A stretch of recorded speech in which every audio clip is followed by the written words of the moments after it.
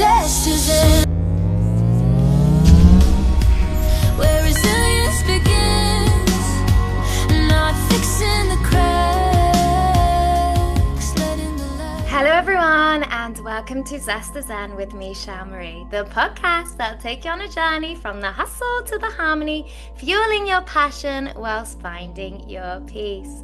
Today I am super excited and deeply honored to welcome you to another powerful global panel discussion series with the theme of relationships and conscious connection today.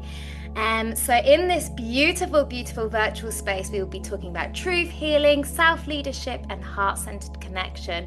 And what better timing than just after Valentine's Day, what I like to call Love Day, to dive into the heart of connection. Today, I'm joined by some extraordinary speakers and heart-led leaders and change makers. They are just incredible and you're going to love them.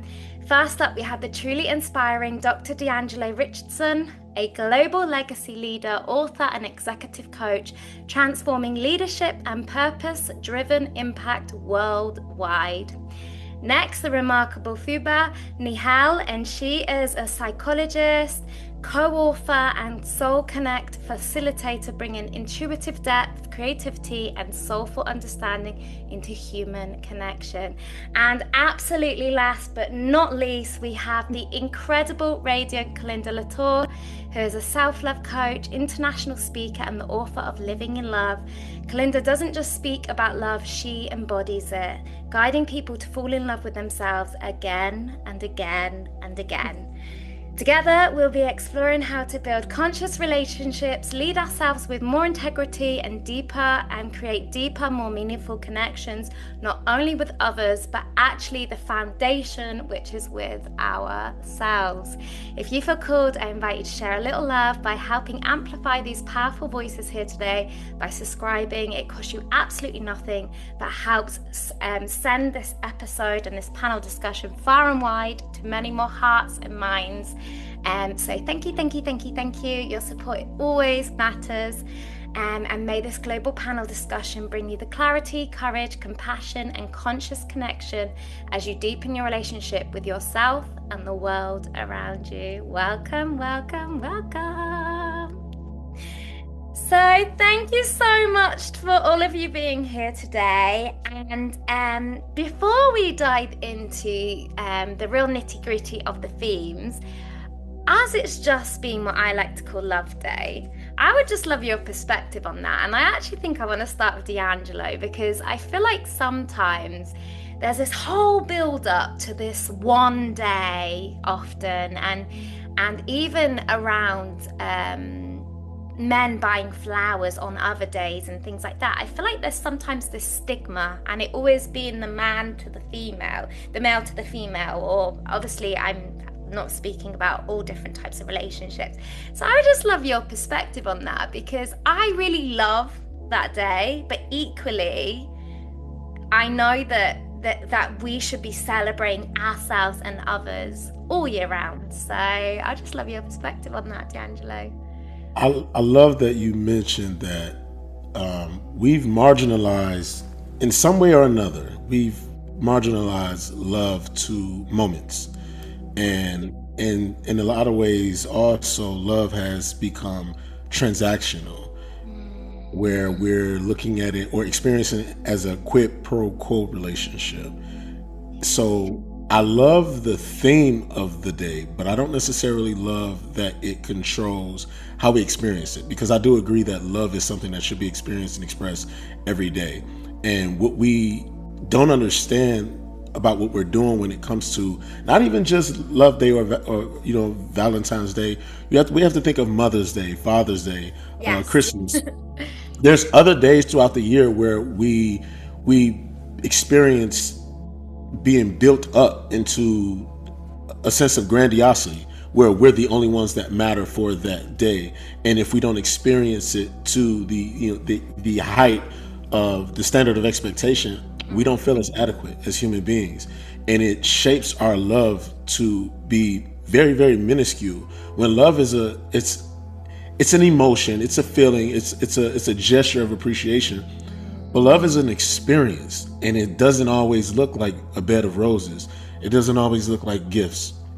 And because we associate it with the experience of being the center of attention or the focal point, we forget that love has a sharp edged sword to it, because love is transformational, or it should be transformational. And sometimes love is not roses. Sometimes love is a difficult conversation. Sometimes love is being expected to grow and change. Sometimes love is a check on integrity, a check on honesty, a check on development. Sometimes it's a reformation of personality. So I love that the day helps us to experience or appreciate even just a moment, but that moment, it dies down after a while, and we're expecting that we instead of getting that same experience all throughout the year, which it's not going to be every day, because we do get burned out as people with expressing love, because we're still having a human experience at the end of the day, and we still have the daily transformation that we're experiencing. But when we limit it to that day, we lose the essence of what it is, and then we feel abandoned all throughout the year, and we long for that day to come again. So we're waiting another year to experience it.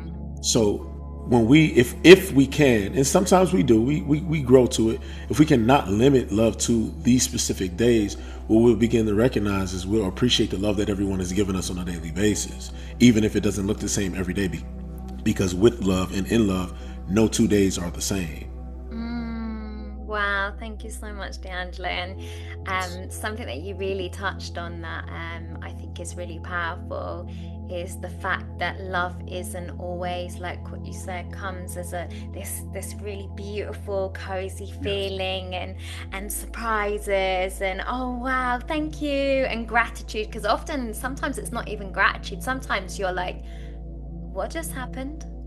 Because sometimes love is so raw and so real and so, they say there's a fine line between love and hate sometimes, and that's because this person, or not always the person, can bring such a polarity of feelings to you in often the truth of love.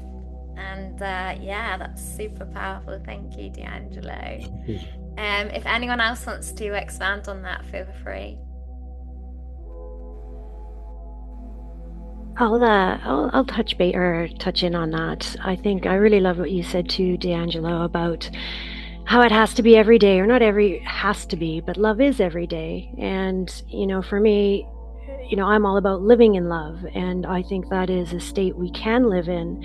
Not 24/7, as we're aware, we're all human, but at the same time, if we can consciously, connect with our hearts and be in that loving state, then it is something that we can project onto ourselves or throughout ourselves, but then as well, it just goes into our energy and to those we interact with. So for Valentine's Day, I think there is a lot of expectations, and sadly, it's another one that's been, often said, hijacked in a Hallmark holiday and things like that, right? Where it's lost the genuine purpose almost of just celebrating love. And yes, perhaps doing something additional on that day, but it doesn't have to be the only day, or like you said, DeAngelo, Mother's Day, Father's Day, Christmas, etc. Those holiday moments, when in actuality, it should be just part of our daily living, right? Because I believe strongly we are loving beings. We came from love, we'll return to love. And so I always say, why not be love in the middle, right? And for me, as you know, Shel, is that like I put love into action, and that's what helps keep me in a loving state. And so Valentine's Day is a great day to do that, right? Buy the roses. I in fact was traveling to see you the day before, and on the train I even mentioned to you there was these young gentlemen, and they were so adorable because they had their little things of roses and their gifts, and you could tell they were so excited to be traveling wherever they were to go give that gift to their partner. And I just thought, how beautiful. But then at the same time, why not do that all the time? Why do we need a special day to do that? And I think it can be hijacked, may not have started that way, but then it was hijacked by consumerism. I mean, we also know roses go skyrocket in price, dinner value, meals, anything like that. It all goes up on that special day. And it's like, it doesn't have to. We should just be celebrating love throughout the year and daily. But most importantly, I think, is celebrating the love that we can just feel, that we have within. And when you go beyond within, you just realize it's divine. And love is omnipresent, right? It's everywhere. It exists always. We just need to let it in. Learn how to let it in. Open our hearts and let it in. Yeah. Absolutely, and I think both of you touched on something really powerful there, because even in the mention of Mother's Day and these other occasions, I know from my own personal experience, from being out of the UK and not knowing that the days were all different either, feeling like a really bad daughter because I missed Mother's Day in the UK because I was so on a different schedule or something. And so I think equally, again, it goes back to what you both so powerfully mentioned, that then all of a sudden our relationship and how much we care about someone is judged because we missed a day or something, and so clearly you're not that important to me because I didn't remember this day, and there's so many layers to it, and it's really, and obviously my mum never made me feel that, but I mean society sometimes it makes you feel that because you want to express your love to that person, you want to make that day special, and say thank you and give gratitude, but equally we're only human and we make these errors or we miss things, or things come up in our lives, and so I think you've mentioned some really powerful points there, so thank you both. How about you? What's your take on it, Uba? Yeah, I totally agree with both of them, and they have explained it very beautifully. Like, it doesn't have to be confined to some particular days. Like you said, you had missed because of the time zones or schedule. So I think it, after a point, it becomes like, obligation, like you should do this because you love that person, because everybody around you is doing it, and that person starts comparing themselves with other, and they expect the other person, their partner or their children, to do the same. But love is not meant to be expressed in the same way, and for everybody to feel that love, I think it's different for every individual.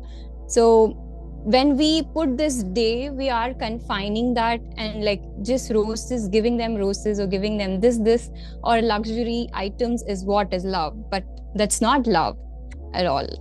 So yeah, absolutely. And I think even I know not everyone gives a rose, but I think even the symbolism of a rose as well is very powerful, because a rose actually has many different sides to it.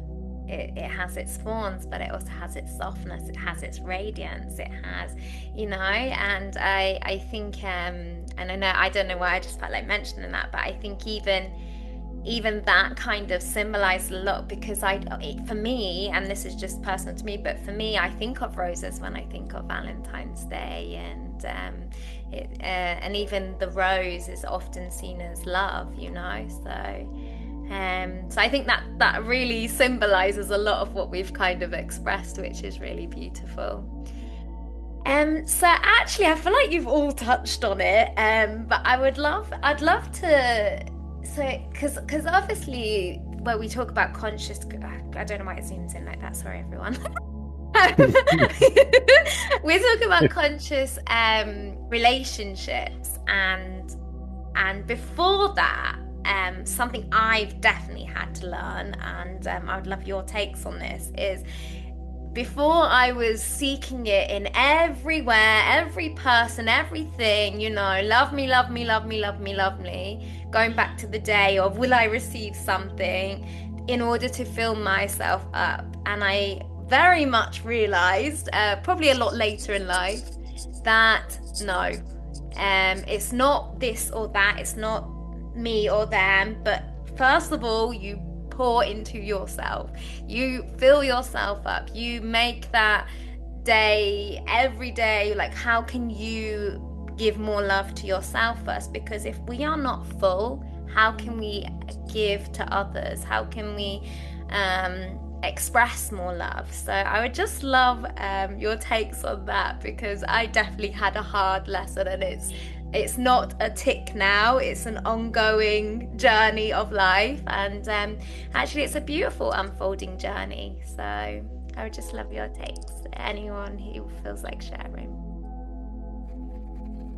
I would like to hear Colinda's take on this first. Yeah, I don't know why, but I had a feeling that you were going to say that. So, yeah, I mean, for me, you know, it was later in life too that I realized that love has to come from within. And it wasn't even, I mean, I started my self-love journey, you know, probably around 9-10 years ago. And I didn't even know self-love was a thing at that point, right? But I just knew that something wasn't right, and I was failing in romance. And so it just became a point where I was like, I surrendered. I just put my hands up and I said, okay, you know what? I surrender, because I'm not doing this right. So what needs to come from this? Like what shows me, and, or, you know, what do you show me? And what came was, you need to focus on you. You need to go inside and learn who you are, right? And so it was my first glimpse into self-love, and it was like, you know, stop dating, just give yourself that time. And that's what I did. You know, I began that journey, and that's actually when I started doing Louise Hay's mirror work, and really looking into the mirror and into my eyes and saying, I love you, right? Now, it took me weeks to believe that. Right? Not everyone can even step in front of the mirror and say those words. I just forced myself to do it, and I did it again and again and again. And for those people who find that really difficult and look into the mirror and they just can't say it, try something like, I'm ready to love myself, right? Or I'm ready to be loved, right? Other people love me, so I can love me too, right? Start where it feels a bit more manageable to accept, but don't give up. And it's so true. You do need to fill your cup, because if it's not full, you know, you're giving from a space that's not your best self, right?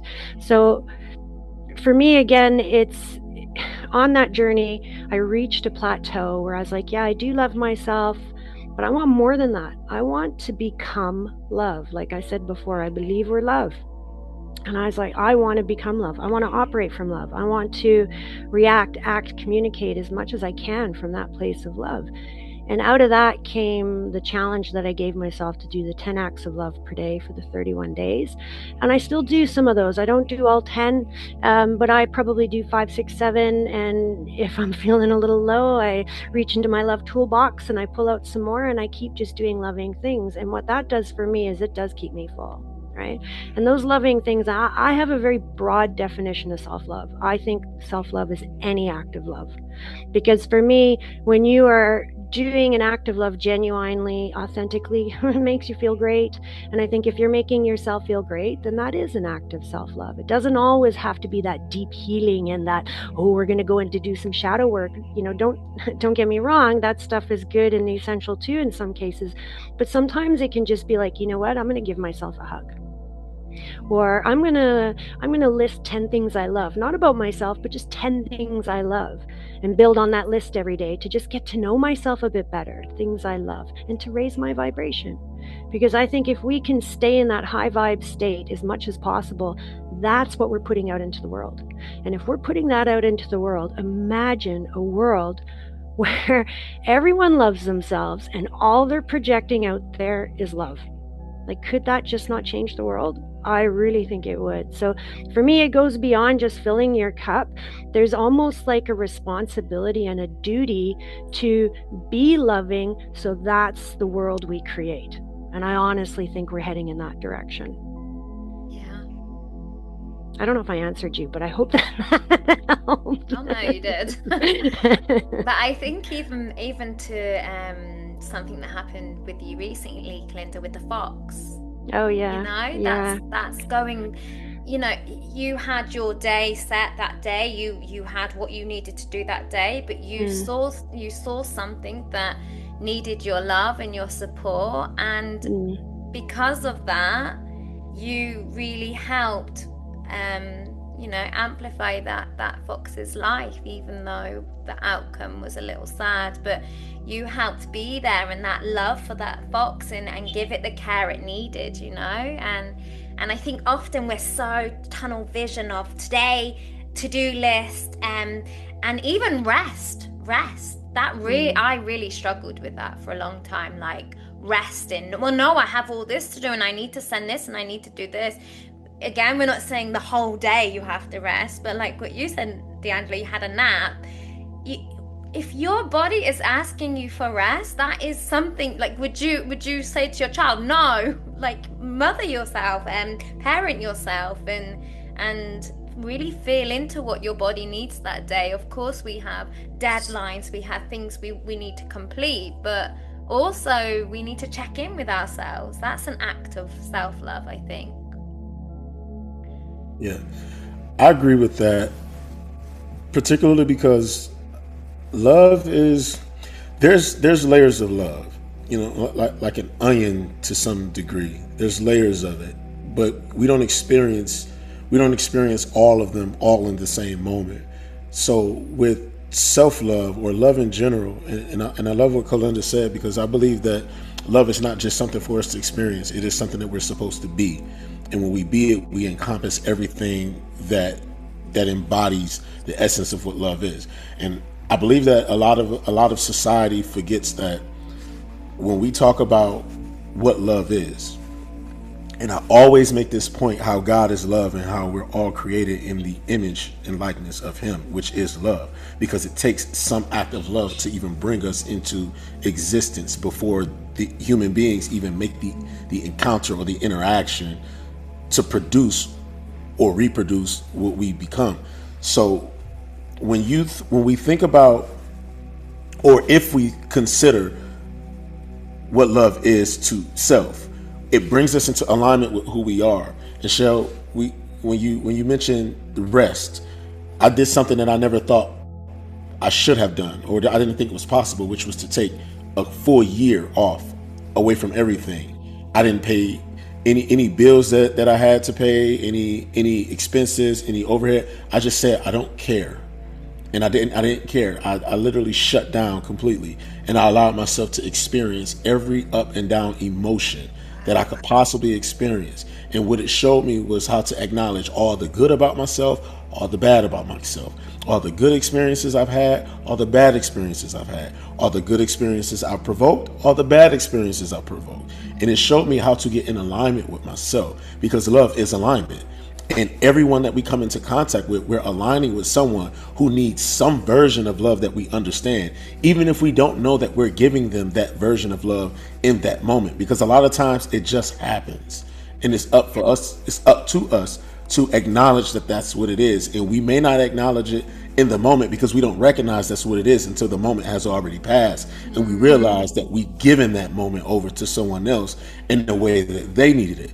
We're not walking this earth to receive all the time. We're walking this earth to give in ways that we don't understand is necessary. And sometimes, in fact, I went to Wisconsin last year in October to visit a friend. He was out on an assignment at a medical training. And he and I, we had almost a year ago, I went to New York and taught a lesson at a medical facility about, around the same gist of what I'm saying now. But when I visited him in Wisconsin, I love him, but I had to say some things to him that he wouldn't have expected me to say. And he, later on, he asked me, he's like, man, you actually felt comfortable, for lack of better words, disrespecting me that way. And I told him, yes, because you need it. Not to disrespect you, but I need to wake you up, because you're drowning yourself. You're not acknowledging who you are. Be who you are. Understand who you are. Acknowledge who you are. Don't forget who you are. And it was a beautiful experience. I didn't want to have to do it, but I felt in the moment that it was necessary for him, only the way that he would receive it from someone like me, because he know that it's not a malicious intent of set of words that I'm giving him. Like, I need you to be the version of yourself that you were created to be, and you're not being that right now. You're locking yourself in a cage. It's time for you to get out of the cage. So we have to, and only someone who's centered within themselves can recognize that it's necessary for someone to experience that in the moment. And it's not that we want to do it, we just have to. Yes. That goes back to exactly what we were just talking about, of like when we really, really think about it, those transformational, sometimes life-altering moments or things that have been exchanged usually cut and hurt the deepest, because we're not listening, we're not seeing, we're just carrying on, and like what you say, sometimes we need that rocket, we need that fuel, we need that real absolute like change reaction to go, did you just say that to me? Like, how dare you? To wake up. And then we might obviously have a bit of a process, and then we actually, this is my take, maybe not everyone's, but I feel like there's a bit of fuel in everyone.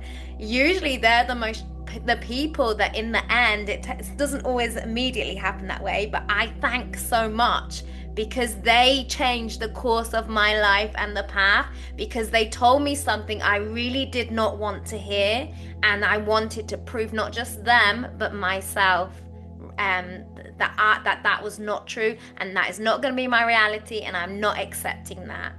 And so you're absolutely right, and often again other people could say that you don't have that deep connection with, and it wouldn't really, you kind of just think, oh, that wasn't kind, I don't really want to be around this person.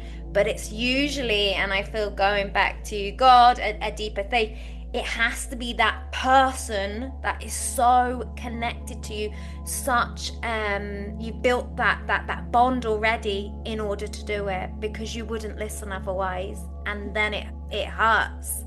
So yes. Absolutely I hear you.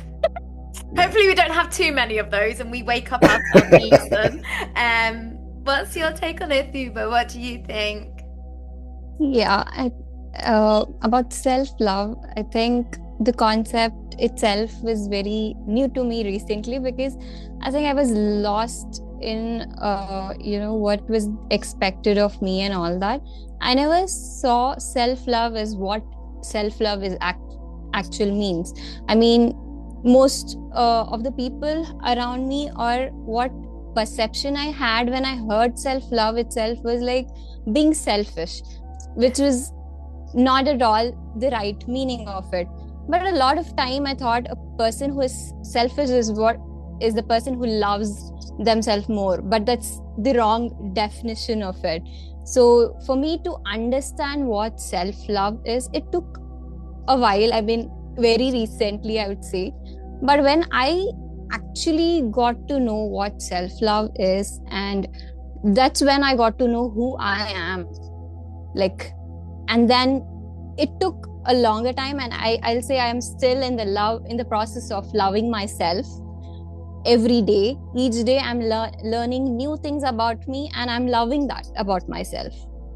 So when I was searching who am I and what are the things which is there inside me, that's when I actually understood, okay, this is what I like and this is what my purpose is. So when we start aligning with ourselves is when we find our purpose. When we find our purpose, it becomes easier to live every day, basically. So it doesn't, when you have to wake up the next morning, you know you have a purpose in your life. You wake up happy. There'll be sad days, but you know there is purpose of your life. So you don't, I no longer feel very sad, or like I don't have to wake up and feel like what do I even do? What do I even do to this world or for myself itself?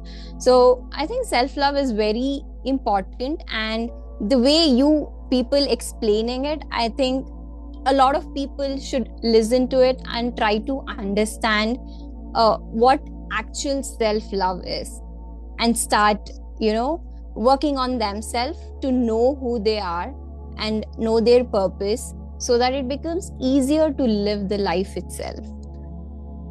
Thank and you so like you much. like you said, that when you are not when you love yourself, it becomes easier to love the other person as well, because when you love yourself, you get that confidence and the positivity. It just comes out. I don't know how. I have to, I think, learn more about it. But I think I have become a more positive person. I don't have anybody to tell me like you have to be positive about all this thing. It naturally comes out somehow. Yeah. Absolutely. Wise words, and something that just really clearly came to my mind as you said that. Often when we do not know ourselves and we do not know what we want, and it's an unfolding, it's an ongoing, we keep evolving, we keep developing, how are we supposed to communicate or understand that in what we're seeking in another? Because we don't know. So that's what I mean. Oh no, actually I don't like and you're just, it's just continuously trial and error. Whereas if you just pause, you take a moment, okay, back to me. And whether people want to label that as selfish or not, again, that's a societal programming. So let's just get rid of that to start with. And okay, Shelley, what do you want? What do you really want? And often it's in experiencing what we don't want that we know what we do want. So hopefully less of the kind of constantly the learning in action, even though it does come, and more of the, okay, that feels good to me. I really like that feeling. So really thank you for that. Obviously, if anyone wants to touch a little bit more on that, feel free. But I think equally the other element to it, and it doesn't always mean a person, but I think we spoke a lot about ourselves and self-love, which I think beautifully ties into relationships with others. But one thing that I would love your take on is the difference between deeply loving and losing yourself in a relationship. Because I think it's easy when we're in the cocoons, or the sacred time with ourselves, and really this is what I want, and then reality comes, relationships comes, free will comes of others, and then all of a sudden, it's not going to plan.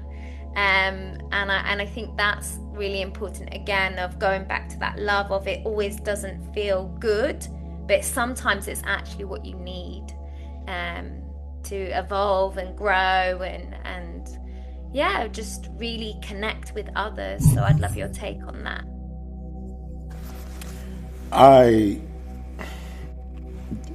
The first book that I released, and I'll get you all a free copy of it.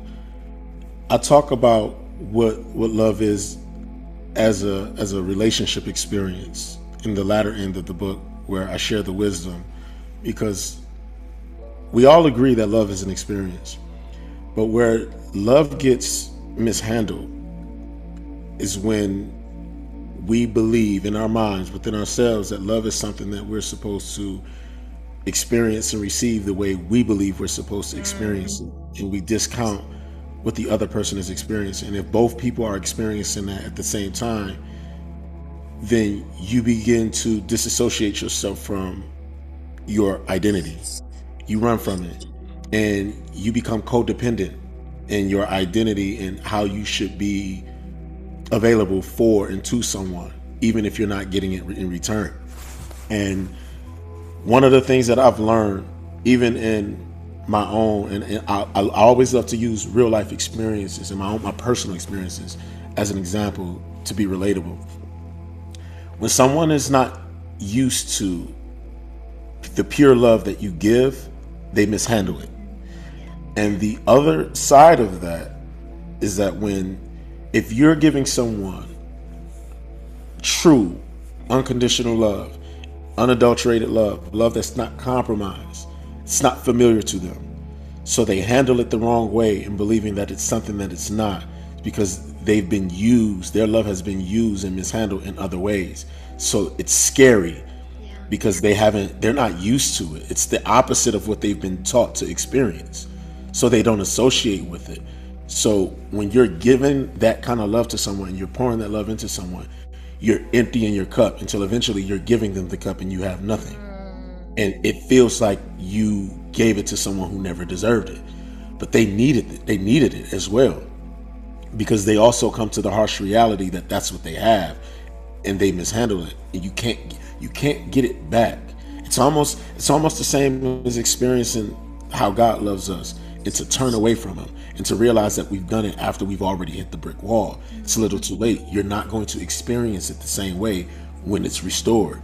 It may be better, it may be worse, it may not come back at all. But the problem with loving people is that people believe that, oh, you have to love me the way I say you need to love me. And that's control. Because if I tell you how I want to be loved, I'll never experience how love is supposed to change me. Love is supposed to cause us to experience evolution. If love is keeping us stagnant, that's not love. Love should be challenging us. Love should be helping us grow. Real love is a mirror. Yeah. Colinda, you mentioned looking in the mirror. That's a hard experience. I've had moments where I've stared myself in the mirror until my brain just deregulated and I saw something that wasn't there. And I've done it so much to the point where I eventually just stopped being afraid of what I saw and realized I was seeing either a good or bad version of myself. And I mean, I'm talking about the hallucinogenic experience and everything, seeing beyond my flesh. It's a scary experience. I've done it several times, but I've gotten to the point where I can do that and just see the beauty of who I actually am. And even myself as a man, I got to a place where I say, you know what, DeAngelo, I'm proud of you. You look good. Yeah. With all that you've been through, you look amazing. Stay on that path. It's so easy to lose ourselves loving someone because we want them to experience how good love can actually be. And then it's almost as if we give our hearts completely over to them. We give our minds completely over to them. We give our bodies completely over to them. Our spirits, we dedicate it over to what it is that we're doing to serve them as a human being. And we're forgetting that that's not what we're supposed to be doing. Our love should always be north and south. Okay, God, how do I need to love this person today? How do I need to love this person in this moment? How do I need to love myself? What is it that you need me to experience, or what do you need me to do so that I don't lose myself? Because if you lose yourself, then you lose love. Because your love is spread and cast out like a field of seeds. It's almost like you're planting seeds for a harvest. And then when you reap your harvest, you have too much. Everybody's coming to you for love. We cannot love everybody affectionately. We cannot love everybody unconditionally all day, every day. It's not within our bandwidth to do it. We can allow them to understand that we have it to offer, but how they experience it is conditional based on why they're in front of you. And it goes back to what I said moments ago. When we get into when love brings us in alignment with someone, we need to understand what to do with them or how they should experience us in that moment. We cannot allow love to manipulate us into compromising ourselves. Because if we lose our identity, then we lose the love that we actually are, and we'll assume that it's someone else's fault, and it's not. That ties back into, is the love that I'm giving and the love that I'm experiencing, is it transactional? Is it quid pro quo? Is it me doing whatever I want to do, me doing for you just to get something in return? That's not love. I'm going to, if we're being true to ourselves, we'll love people no matter what they give us in return. And that's what draws people in, because love should be authentic. I think we've touched on this before as well, DeAngelo, that sometimes as well, it's not again withholding, or it's just more like a discernment, because what you just really powerfully said was sometimes we meet people because sometimes we both have, well, all times there is something that each relationship that someone needs in exchange for another, not in a conditional way, but usually there's something that person has to offer. And so going back to the love, sometimes when you just imagine taking a child into a sweet shop and just saying, you can have it all here, have it all, they will feel their nervous system everything will feel so overwhelmed. And are they going to really feel the best version of themselves at the end of it? No. They're going to probably be lying down, or they're going to be like massive sugar rush. And I know that's just an example. But I think the same with love. I think, we feel that our own love in our own heart. And, when I really connect to my own heart now, when you learn how to do that, you want everybody to experience this love you feel inside, but sometimes they're not ready for it. And then what happens is they unintentionally will mirror or place their kind of if you want wounding or whatever. I feel like sometimes words don't actually, it's a feeling, but they depict stuff onto you then take it personally and then want to withdraw or hold it in, and you're then not being the version you want to be. But sometimes it's just, okay, like what you so wisely said, DeAngelo, I want to really give this love to this person, but actually I'm not going to give it all at once, because one, my heart is really precious to me, and two, I want them to experience it unfolding in a beautiful way, not just everything all at once. Because you hear now people go on dates and they've got this whole list, and I'm going to tell you everything because I don't want to be wasting time. I just want to know, are you in for the long run or not? If not, we're wasting our time. And you're like, can we just breathe? And what someone might not want when they think they don't want before meeting you could all change because of you. And we miss that beautiful moment and that unfolding because we want it now. And if we don't have it now, then I don't want it at all. So we self-sabotage. Yes. I don't, and you all can't see it, but I'm a little teary-eyed because there's so many people in the world who are so crushed by what they thought they were supposed to experience, and it's so unfortunate because it's a difficult thing to, and I'm being asked about love and relationships so much more recently. I don't understand why. I believe it's just maybe God choosing me to be the person for it, but it becomes like we can't focus and get lost in the responsibility of it. We keep like there's love. It shouldn't feel like a responsibility. It's an experience. It's an experience. It's something that's shared. It's something that should be valued. It's something that should uplift. There should be honor in love. There should be respect in love. There's like I just truly believe that when we believe as individuals, or if we allow others to believe that they are the only person that should matter in the world in such a way that they're the epitome of humanity, that's wrong. That's wrong. It's love is as free as it is. It also should have its restrictions. Yeah. People use, and it's the unfortunate truth. People use others for the love that they know that they don't have to give, or the love that they know that they can't get elsewhere. And they use it to build themselves up so that they can go and be whoever they want. They think okay, no, let me say this. It's possible that individuals may not understand that they're draining love from others so that they can go be the version of themselves that they want to be, as opposed to being the version of themselves that they were created to be. So people get hurt in those transactions. People get hurt in those experiences. There's so many children unloved in the world. And they grow up, or should I say we grow up to become adults that don't understand love. And then we continue that cycle of people experiencing love as an adverse reality. Like it almost feels like my personal responsibility to correct this. And there are other people in the world doing it, but we have a matrix, an online matrix in a virtual space where everyone's talking about love as if they want to control it, as if they understand what it is. But everyone's teaching love as an experience, as a conquer and divide type of love. That's not right. That's very perverse, actually. And we're seeing it everywhere. It's not a social media platform right now. And every now and then I go and peek just to see what the condition of the world is, to help come up with a better solution. But people are truly hurt, and they're normalizing it. They're normalizing it, and other people are believing that that's the way it's supposed to go.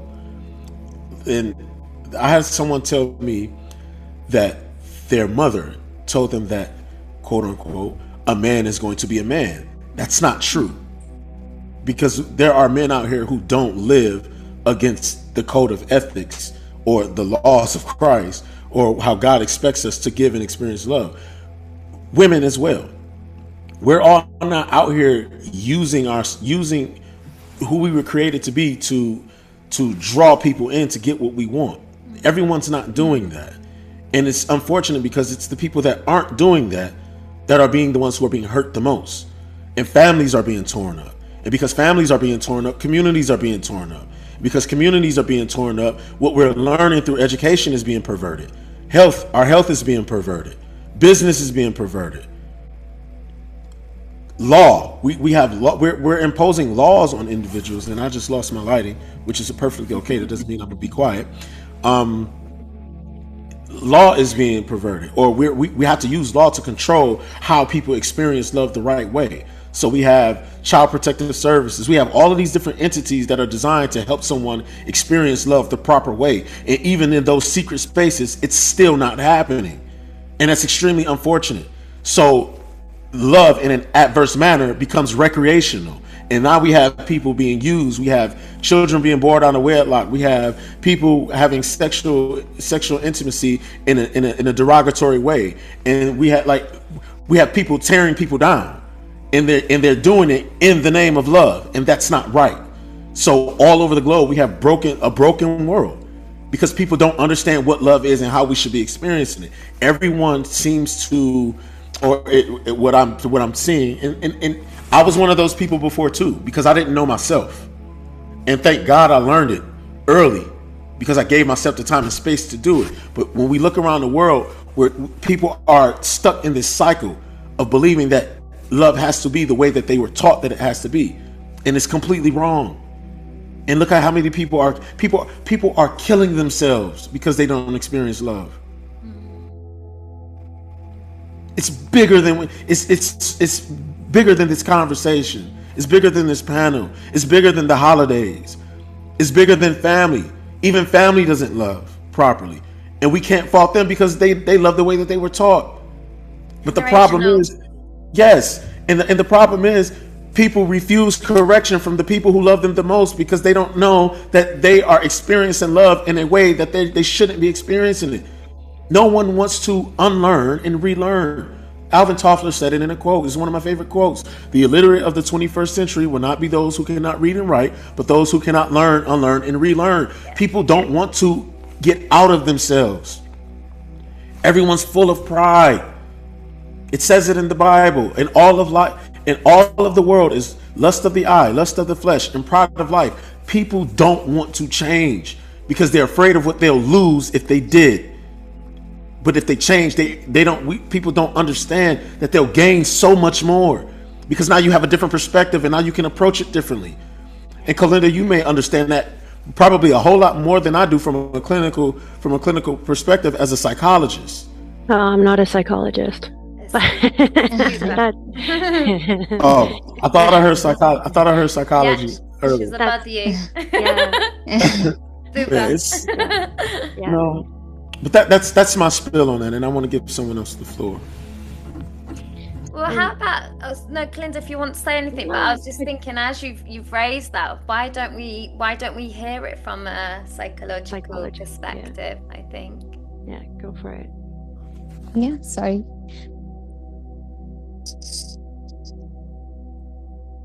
Would you like to share? Yeah. Can she go first? I'll go. Okay, yes, sure. Please. Yeah, no. So, well, I mean, there's a few things. I mean, touching on what you said originally, Shel, with just like how do you distinguish between like that deep love and then losing yourself, right? Or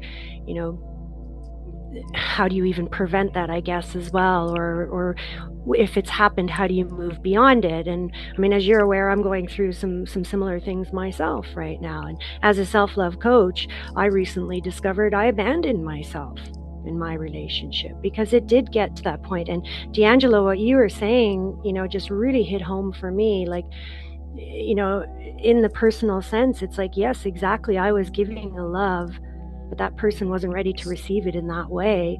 And then what I was doing was diminishing my love because it was being received in a different way, and I was diminishing myself.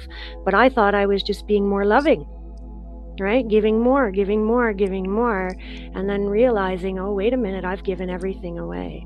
So one thing I just want to touch in a practical sense is if you find, like, if you are wondering, like, oh gosh, I love this person so much and I'm in this relationship, have I lost myself? Where am I? Who am I? You will feel it in your body, because I felt it. I ignored it. But for 2 years, I felt this isn't right. You're giving too much. You're not giving the love that's meant to be given right now, right? And I should have spoken up and perhaps said that tough love to protect myself, to say these are my needs, and moving forward as isn't going to work, right? But let's work this out together. But I didn't. Instead, I just kept, oh no, this is the love I'm giving. This is the love I'm giving. And I must just step back and ignore my needs.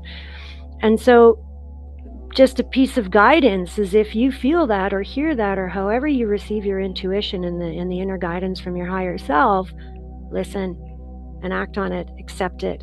Because otherwise you may go 2 years and then look in the mirror, and that's precisely what was happening. As I looked in the mirror and I went, hold on a second, this has nothing to do with them, it's me. I abandoned myself.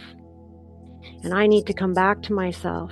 And coming back to myself meant I need to get out of the particular relationship I'm in as is, because it's not working for either of us or any of us.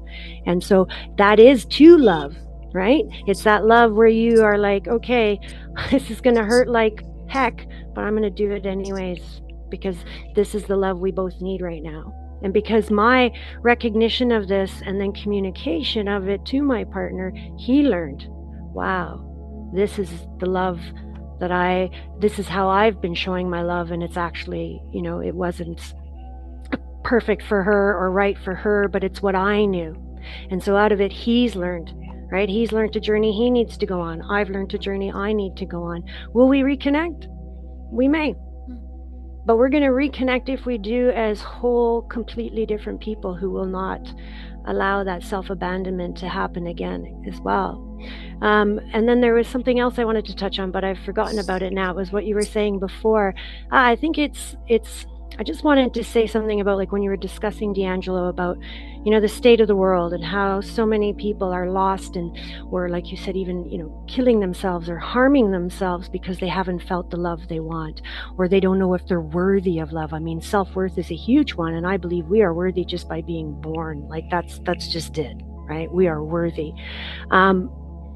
Part of that, and I've always had this has always just triggered me, or not triggered me, made me think, why is violence and things like that so accepted in entertainment, but like really true love or intimacy is often like, oh, we're not going to show that. Yes, they do show more of it nowadays, but it's like, but is it in the way that it's not in the same volumes as the violence is, right? The violence and the hate and the anger and the, oh, we're just going to put, it's okay to go kill all of these people on a TV show, but I'm not going to show a man and a woman being intimate or hugging and kissing, and maybe they're naked or something like that. Like, oh goodness, we couldn't have that.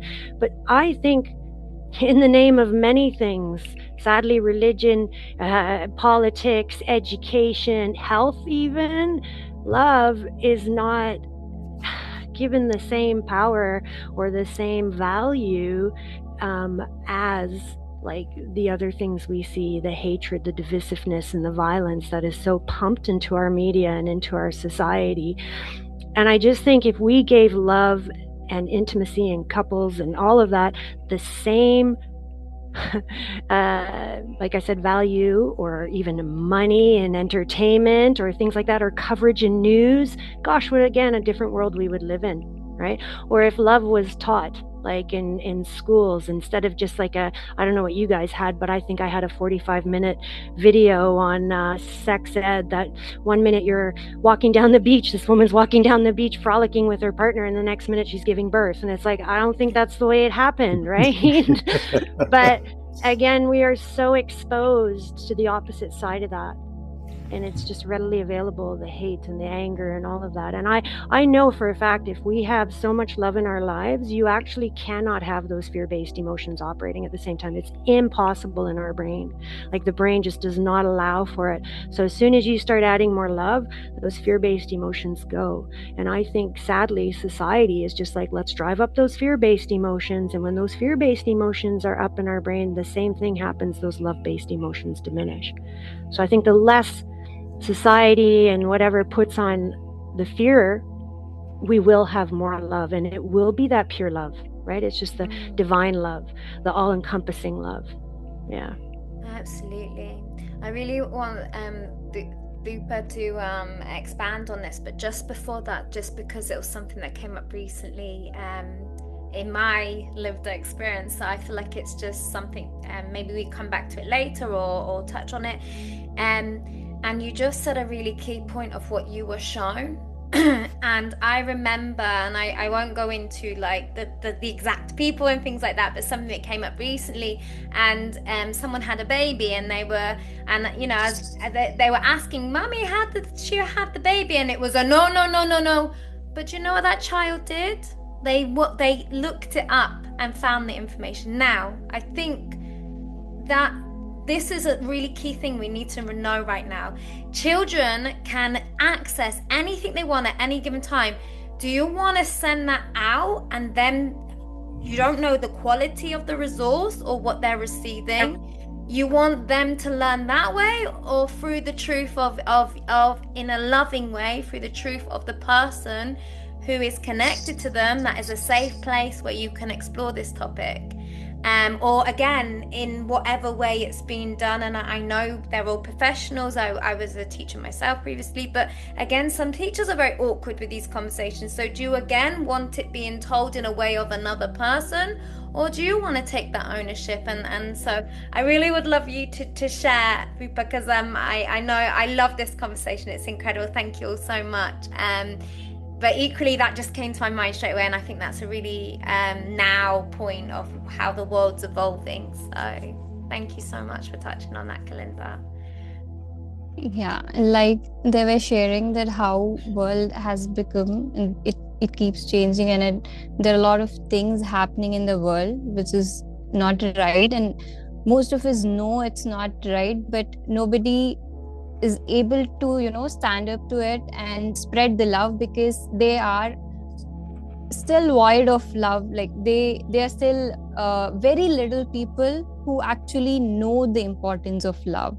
And it's also like, I think media is kind of repetitively showing us those violence and politics and power, and it's on repetition. We see every day, and somehow it's desensitizing so many people. The first day the reaction was loud, and the second day, third day, and you're helpless. And when you become helpless, you don't know what to do. Sometimes you even avoid the news. You're like, I don't want to talk about it because I feel helpless, because I don't know how can I go and help out there. But maybe just by loving ourselves and spreading that around us, we can start by doing that. But there are very, very few people who are actually doing it.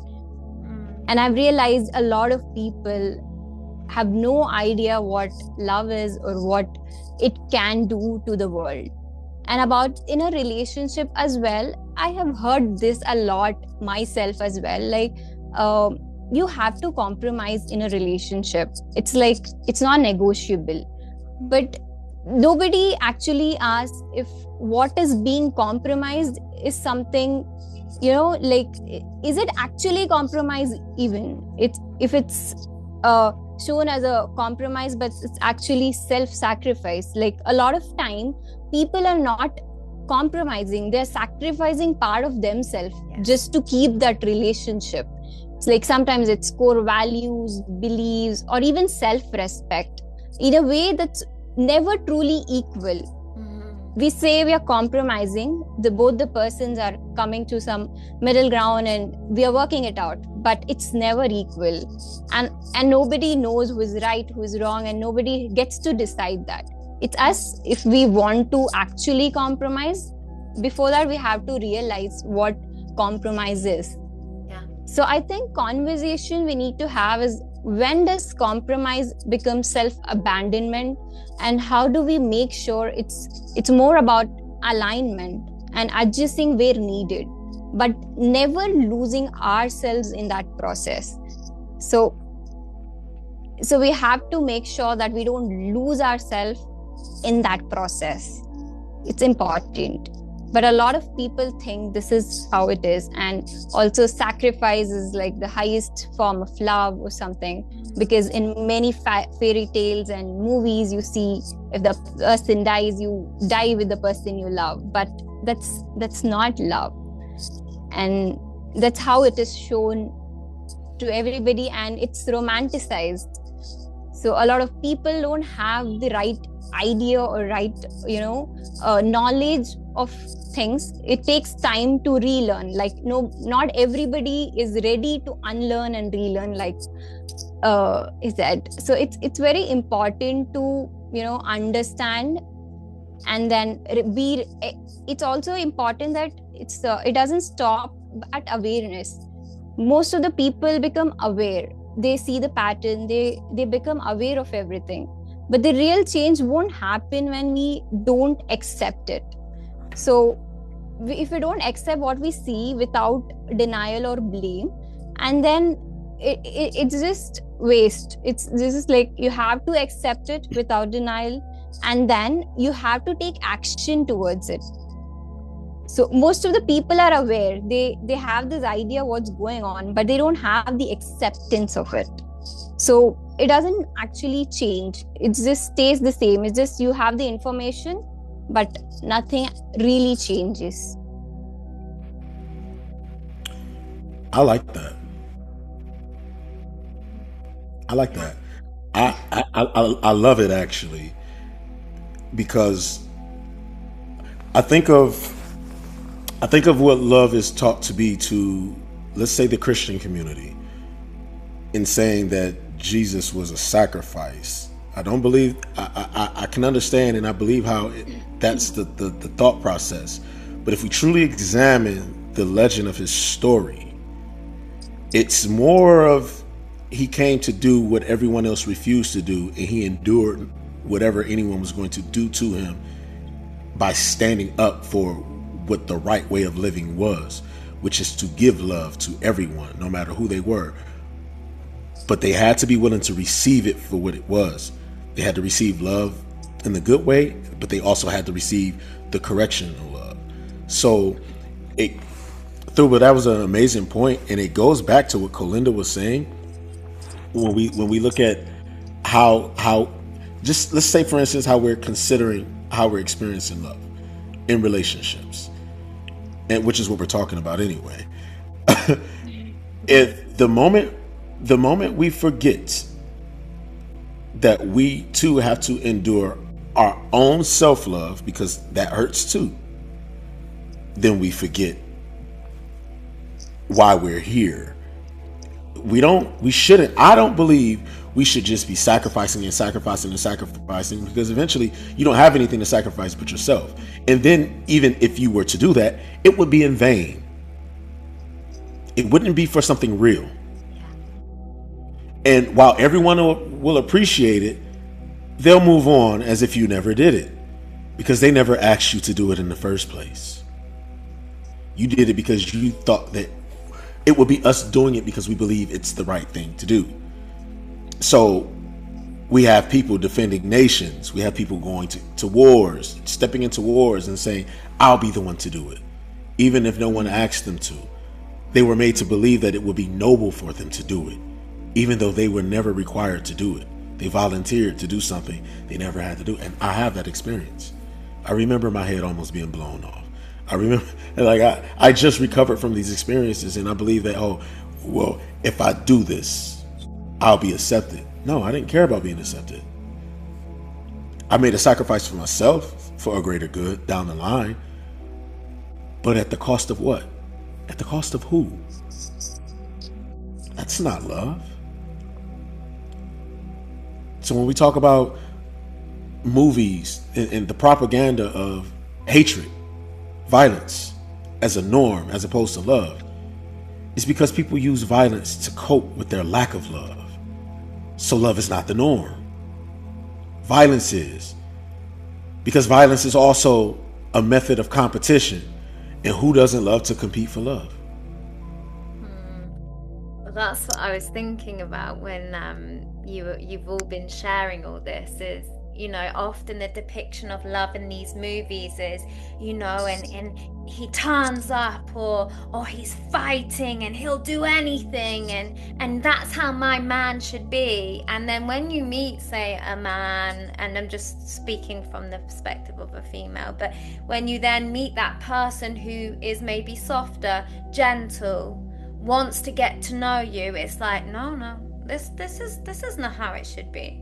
I don't feel protected. I don't feel like he's got, and again, there's different variations of people, but I think we have to be really careful and conscious about what we're constantly being told of what love is and how love should look and people should fight for you and it should be passionate and drama and all this, because otherwise do they even care about you? Again, we really need to be thinking about, actually, is this really love? Is this really actually control, possession? Or is this aligned and this is something you actually want? Because you get so caught up in it all that then when it calms down it's boring, and then you want the next adrenaline fix or the next because I think everyone's chasing also this passion and this excitement, and sometimes I think sometimes you have to allow the growth of a seed. You have to allow it to grow and blossom, and you have to feel comfortable and have the unfolding, and I think in many aspects, not just love, but now everyone wants it now. They don't want to wait. And they want the money, they want the house, they want everything now. I don't want to have that rubbish car to start with. I depending, regardless of the situation you're in, it's now or not at all. And yeah, so again, I'm not saying it in the sense of something's right or wrong, because again, we all are on our own journeys, and some people love that. Well, they think they love that and they want that because maybe they're still in that, I don't know. So it's not something's right or wrong, but I just think when we really stop and breathe and go back to self, which you so beautifully touched on earlier, DeAngelo, and you all have, we don't want to do that. We don't want to sit with ourselves, because then when we truly look in the mirror, thank you, Kalinda, we don't, and DeAngelo, you even said this, when you really, really looked, we don't always like what we see. And that hurts more than just having the stories and the drama and the chasing and, sitting with yourself. If anyone hasn't done it, I would advise you to. I realized I used to look in the mirror to do my makeup or to brush my teeth, and I did not know who was really, truly looking back at me. And if you can sit and do that, really sit and look into your eyes, you will experience a whole new level of yourself, and it's very powerful and often very emotional experience. Yes. I think one thing too I just want to touch on, and I know we have, is just like self-love is a journey too, right? It's like any relationship. It's not just a one-stop shop and I love myself now and that's it, right? It's ongoing. And often it will also, like you said, DeAngelo, is that it's got many layers. Love does, but self-love as well does. And you're going to unpeel those layers as you continue on your journey. And that includes your journey connecting with others, connecting, in any sort of relationship, familial, friendship, romantic, whatever, work, acquaintances. I hope as as a society, as humans, that we start bringing love into all of those, right? On a more regular basis, and just start operating from that consciousness from our heart, right?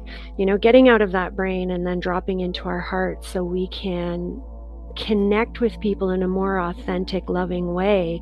And if we don't understand love because we're being fed so many different versions of it through media, through our family, through education, through whatever, through social media, I mean, it's, everybody has an opinion on it, then to just, again, like you said, Shel, drop into your heart, drop into ourselves. And so I think an important bit is yes, getting to know who we are, right? At that soul level, at that deep heart loving level, and just be comfortable with sitting in there. And you may not be comfortable at first, so sit with the discomfort and really get to know yourself and find, like, what is it that I love? Because also trying to create a life we love, we should be doing more loving things that we love as well, right? And just a different, slightly different topic, but again, going back to self-love and then romantic love, this came for me and was a very hugely healing incident for me. And it came after a very bad breakup. And I just felt like throughout my life, I'd scattered bits of my heart here and there, just kept giving it away, right? Kept giving it away. And I thought, this one breakup, I said, that's it. Like, I just have nothing left to give. And it dawned on me as like, Kalinda, be careful with the language you use as well. And so I switched my language. I will no longer give my heart away. I share it. My heart's mine. It's mine. It's whole. It's sovereign. It's part of who I am. It's part of, like I said, it's part of divine love, because we are love. I mean, we're consciousness, we're energy. And what I want to embody as that energy is love. And so, yes, my heart is mine, but it's also God's, or whatever you want to call it, spirit, creator, the universe, source. It is, because that's where it's come from. And so to stop giving our heart away and just saying, actually, I'm going to share it. That is even, I think, in my own opinion, a more loving gesture. Right? Because you're not giving it away thinking, well, because often if you give something, not necessarily conscious, but there's often an expectation that you're getting something back. Whereas if you're sharing something, you're just sharing it because you want to, because that's kindness, that's compassion. I'm going to share this with you. You may open, like, have an orange and you peel it and you want to share some with your friend or whatever. That's kindness, compassion. But if you give, even if you don't necessarily expect something, that person, I bet, who you gave it to is going, oof, do I have to give it back to them now? Right? So for me, just that change in language and realization that, no, my heart's mine, but I'm going to share it as widely as possible, really helped me through a difficult breakup, as well, just moving forward. And just being, yes, my heart is so big and so open, I can share it with the entire world. And I do. I send that love to everyone. And every day I try to do that. Just send that love out there. But if I had it as, I'm just giving it, that would deplete me. It wouldn't fill my cup. But sharing it fills my cup. Yeah. Absolutely. And I think that goes back to that whole, if you've given it away, that they might not feel worthy enough to receive that fullness. Whereas, so the tangible example is so beautifully that you said, like, you're still keeping a little for yourself, and you're being able to give that little, not little, whatever you feel like. Our hearts are huge and vast and grand and wide. If you're to take it and just give it, that's quite a big responsibility for someone else as well. Or equally, oh wow, thank you, but are they going to take care of it? Are they ready? Are they responsible? Have they honored that privilege yet? Or so just that discernment, I guess, again, isn't it? I just add one more quick thing. Our heart in the body itself, like, as you're aware probably, or may not be, but we have electromagnetic energy. That's what we give off. And the heart gives off 60 times more electromagnetic than any other organ in our body. And it usually projects out about 2 to 3 feet. But I read once that the Dalai Lama's electromagnetic field can be read a mile away. So that's your heart speaking. I just think that's beautiful. I believe Shel is smiling, thinking the same thing I'm thinking. Frequency. I think that DeAngelo, we'll just give a little background to the listeners, had a little bit of a late night last night, and I think he's in a very high frequency conversation, and I think the energy was definitely. Oh man, it's so timely. You know what? All that, the joke's on you, because all that just went into your subliminal. So you were in better healing, man. Listen, I tell you, I want you all to know, there's nothing in the world I love more than love. I know love. I see love. I am love. I speak love. This is a very high frequency love conversation.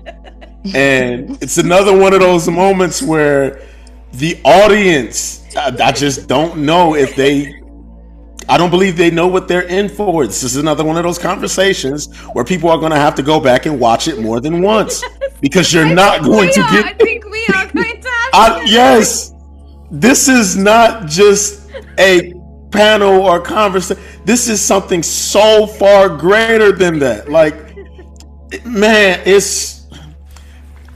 Let me step back, because it just happened again. That was amazing.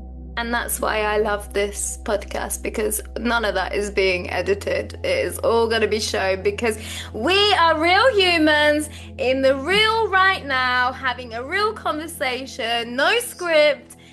We are as we are, and you know, that's the beauty of it. That's why I love doing this so much. Thank you. And I'm conscious of the time, but I would love to, Pupa, if there's anything you would love to express. I always love hearing what you have to say. Okay, so is it fine if I share a little example here? Absolutely. Whatever you feel you want to share away. Okay. So I feel DeAngelo, stay awake, okay? Go ahead. Okay.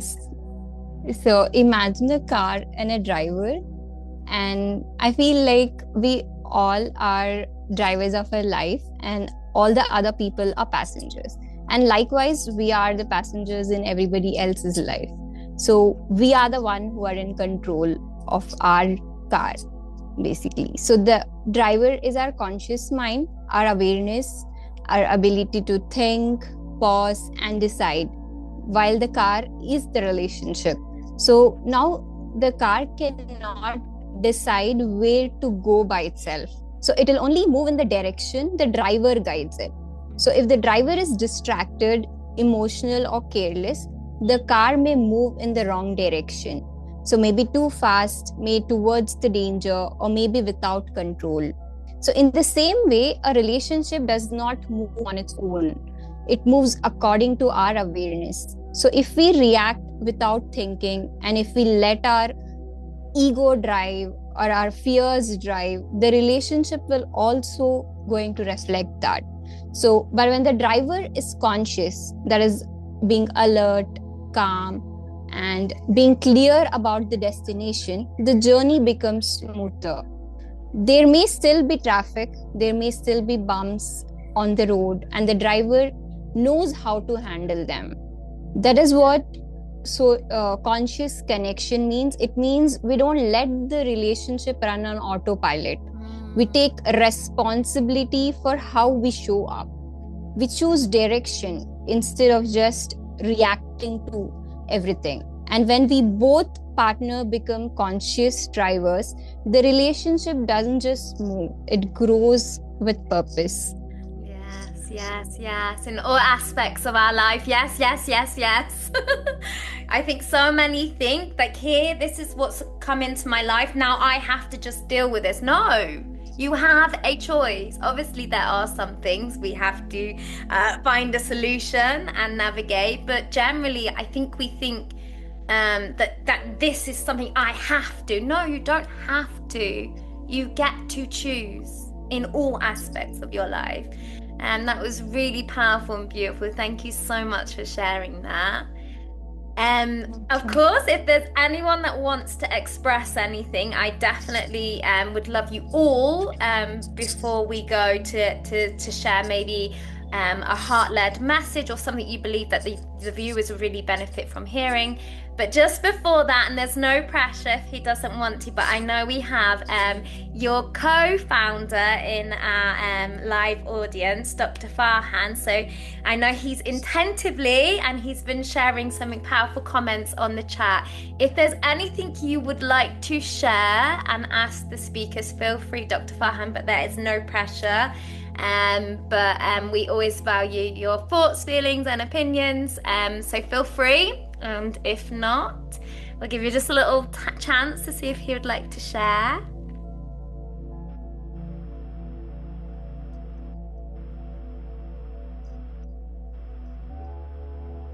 And if not, if you would like to share just anything that comes to your heart right now that you feel like the viewers would really benefit from hearing. But just before that, I just wanted to share some of the really powerful things he wrote on the chat, which was: love is not possession, love is respect and care. And respect is a place where a soul feels safe to express without fear.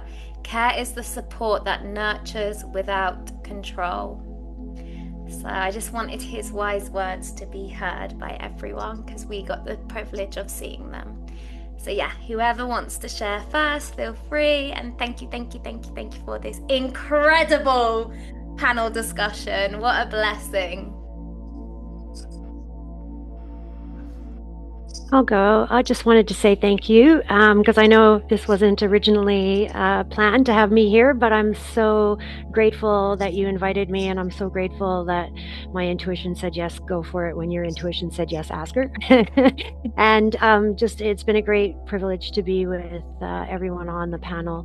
And one last, I guess, thing to maybe say and share with anyone who's watching is, if you ever feel disconnected, it's really easy to just drop into your heart simply by breathing into your heart and out of your heart. So you just take a nice deep breath into your heart, and then when you exhale from that heart, just send that beautiful loving energy throughout your body, right? Flood your cells. All your cells are receptors as well as transmitters. So if you're sending love to every single cell in your body, I think there's like 40 or 50 trillion of them, they're going to feel it.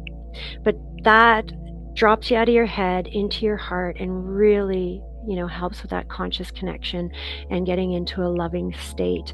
It's also known that if you do that type of breathing for just up to 3 minutes, you can decrease your stress levels for up to 6 hours. So this is one of my favorite love actions, is what I call them, to do, and I do it multiple times a day, and it really helps regulate your nervous system, and again, just puts you in a beautiful, sometimes even euphoric state for me when I just breathe in and out of my heart and send that love throughout. So thank you again to everyone, and thank you so much, Shel, for having me. You're so welcome.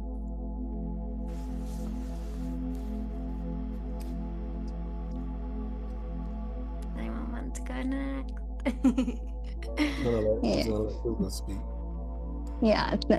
Thank you so much, Shel, for this opportunity, and I'm really glad to be part of this discussion. It was really insightful, and I got to know more insights from 2 more beautiful people, 3. So it was nice having a discussion on love, relationship, and everything else. Thank you so much, and right back at you. You've shared some really powerful insights and really incredible examples that I know many will probably have to listen to more than once to really understand the depth of what you shared. So thank you so much. Thank you. I want to say that not just being here, but experiencing, because again, I say oftentimes to none that I'm having my own experience in this moment, and everyone here is having their own experience, and we're having an experience collectively together, and everyone who's watching, they're going to get an experience. And I, above all, always, I thank God for that experience. And I say that because I understand why it is important for us to talk about love, because love leads us back to the source of it, which is God.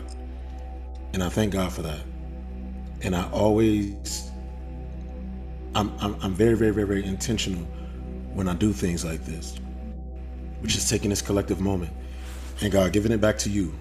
And Lord, I thank you for everyone who you align with this moment to pour out into the world the very thing that we need, with something as simple as our words, which plant the seeds in our minds, our bodies, our hearts, our spirits, to rejuvenate our souls so that we may be redeemed by who and what you are, which is love. And I thank you that you have given us and you have used us in this moment to pour love back into the world, to lead people back to you so that we can all align with one another to experience this life the way you designed for us to experience, which is in love, to live in love, to transition in love, to experience death in love, to be reconciled to you in love, so that we may look like love, we may experience love, we may speak love, we may feel love, we may hear love, we may see love, we may be represented with love. And God, I ask that you forgive us for the times in our lives where we didn't know love, where we didn't live in love. And I thank you that all of us have had an opportunity to express to the world in this moment what love is. And that is all I have to say.